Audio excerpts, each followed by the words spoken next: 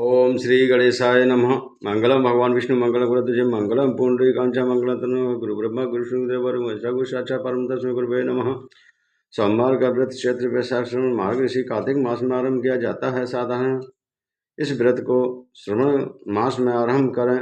व्रत रखने वाले स्त्री पुरुष को चाहिए कि सोमवार को प्रातःकाल काले तिल का तेल लगाकर स्नान करें, विधि पूर्वक शिव जी का पूजन करें, पूर्णोपचार से पूजन कर कम से कम एक माला भगवान शिव के पंचाक्षर मंत्र नमः शिवाय का जप करें। मंत्र से पहले ओम लगाने से यह मंत्र 6 अक्षरों वाला हो जाता है।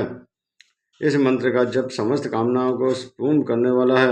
व्रत 16 सोमवार तक करें, फिर उद्यापन करें। इस व्रत के प्रभाव से सभी कामना यदि इसे कन्या करे तो उसकी मनोकामना पूर्ण होती है। सोमवार का व्रत साधारणतः दिन के तीसरे पहर तक होता है।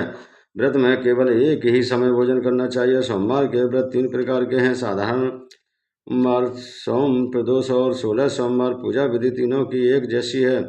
शिव पूजन के पश्चात कथा सुननी चाहिए। सोमवार, प्रदोष व्रत तथा 16 सोमवार तीनों की कथा अलग अलग हैं जो आगे लिखी गई हैं। एक नगर में एक साहूकार रहता था। उसके घर में किसी चीज की कमी नहीं थी, परंतु वह पुत्र न होने के कारण बहुत दुखी था। पुत्र की कामना के लिए वह प्रत्येक सोमवार शिवजी का व्रत और पूजन किया करता था तथा सायंकाल मंदिर जाकर शिवजी के सामने दीप जलाया करता था। उसके इस भक्ति भाव को देखकर एक समय माता पार्वती ने शिवजी से कहा, प्रभु, यह साहूकार आपका अनन्य भक्त है, बड़ी श्रद्धा के आपका व्रत और पूजन करता है। आपको इसकी मनोकामना पूर्ण करनी चाहिए। यदि आप ऐसा नहीं करेंगे तो मनुष्य आपका पूजन तथा व्रत क्यों करेंगे? माता पार्वती का ऐसा आग्रह देख शिवजी कहने लगे, हे पार्वती, इसके भाग्य में पुत्र न होने पर भी मैं इसको पुत्र की प्राप्ति का वर देता हूँ, परंतु वह 12 वर्ष तक ही जीवित रहेगा। माता पार्वती और भगवान शिव का यह वार्तालाप साहूकार सुन रहा था। इससे उसको ना तो प्रसन्नता हुई और ना ही दुख हुआ। वह पूर्व की तरह शिवजी का व्रत और पूजन करता रहा। कुछ समय बाद साहूकार के घर अति सुंदर पुत्र हुआ। साहूकार के घर में बहुत खुशी मनाई गई। साहूकार असलियत जानता था, इसलिए उसने ना तो अधिक प्रसन्नता प्रकट की और ना ही किसी को यह भेद ही बताया। जब वह बालक 11 वर्ष का हो गया तो उसकी माता ने साहूकार से उसका विवाह करने के लिए कहा। साहूकार इसके लिए राजी नहीं हुआ। उसने बालक के मामा को बुलाकर उसे बहुत सा धन देकर कहा, तुम बालक को पढ़ने के लिए काशी ले जाओ और रास्ते में यज्ञ भी शुभ कार्य करते जाना। दोनों मामा भांजे यज्ञ करते ब्राह्मण को भोजन कराते तथा दक्षिणा देते काशी जी की ओर चल पड़े। रास्ते में एक शहर पड़ा। उस शहर में राजा की कन्या का विवाह था, परंतु जो राजकुमार विवाह कराने के लिए आया था वह एक आंख से काना था। उसके पिता को इस बात की बड़ी चिंता थी कि कहीं राजकुमार को देख राजकुमारी तथा उसके माता पिता विवाह में किसी प्रकार की अड़चन पैदा न कर दें। जब उसने सेठ के अति सुंदर लड़के को देखा तो मन में विचार किया कि क्यों ना दुराचार के समय इस लड़के से वर का काम चलाया जाए। ऐसा मन में विचार कर राजकुमार के पिता ने उस लड़के और उसके मामा से बात की। वे राजी हो गए। फिर उस साहूकार के लड़के को वर के कपड़े पहनाकर तथा घोड़ी पर बैठाकर कन्या के द्वार पर ले गए। सभी कार्य बिना किसी विघ्न के पूर्ण हो गया।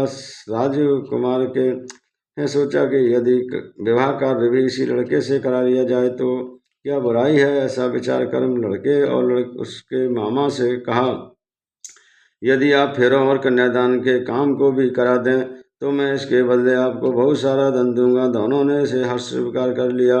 विवाह कार्य अच्छी तरह से संपन्न हो गया। सेठ का पुत्र जिस समय जाने लगा तो उसने राजकुमारी की चुनरी के पल्ले पर लिख दिया, तेरा विवाह मेरे साथ हुआ, परंतु जिस राजकुमार के साथ तुमको भेजेंगे वह एक आंख से काना है। मैं काशी जी पढ़ने जा रहा हूँ। सेठ के लड़के के जाने के पश्चात राजकुमारी ने अपनी चुनरी का पल्ला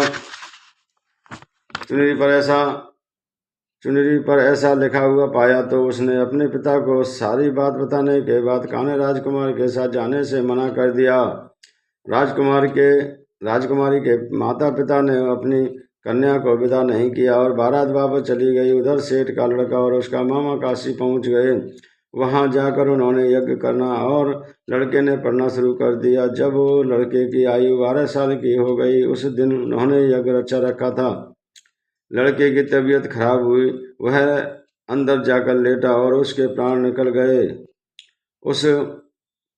जब उसके मामा ने आकर देखा कि उसका भांजा मृत पड़ा है तो उसको बड़ा दुख हुआ। उसने सोचा कि अगर मैं अभी रोना पीटना मचा दूंगा तो यज्ञ का कार्य अधूरा रह जाएगा। तो उसने जल्दी से यज्ञ का कार्य समाप्त करवा कर ब्राह्मणों के जाने के बाद रोना पीटना शुरू कर दिया। संयोगवश उसी समय शिव पार्वती उधर से जा रहे थे। रोने और विलाप करने की आवाज़ सुनकर वे वहां पहुंच गए। उन्होंने पाया कि वहां एक लड़का मृत पड़ा था। माता पार्वती कहने लगी, महाराज यह तो उसी सेठ का लड़का है जो आपके वरदान से उत्पन्न हुआ था। शिवजी ने कहा, हे पार्वती, इसकी आयु इतनी ही थी। तब पार्वती जी ने कहा, प्रभु इस बालक को और आयु दे दो, नहीं तो इसके माता पिता तड़प तड़प कर मर जाएंगे।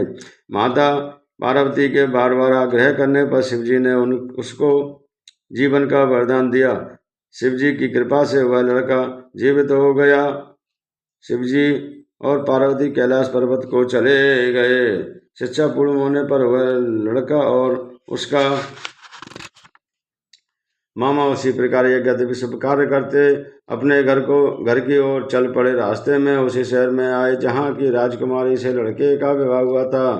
वहाँ आकर उन्होंने यज्ञ आरंभ कर दिया। उस लड़के के ससुर वहाँ के राजा ने उसको पहचान लिया और महल में ले जाकर उसकी बहुत आवगत की तथा बहुत से दास दासियों सहित आदर पूर्वक अपनी राजकुमारी और जमाई को विदा किया। इधर साहूकार तथा उसकी पत्नी अपने पुत्र को सही सलामत लौट आया देख बहुत खुश हुए। जो कोई सोमवार के व्रत को धारण करता है अथवा इस कथा को पढ़ता या सुनता है, उसकी समस्त मनोकामना पूर्ण होती हैं तथा इस लोक में नाना प्रकार के सुख भोग कर अंत में सदाशिव के लोक को प्राप्त होता है। जय श्री राम, जय श्री गणेशपते नमः।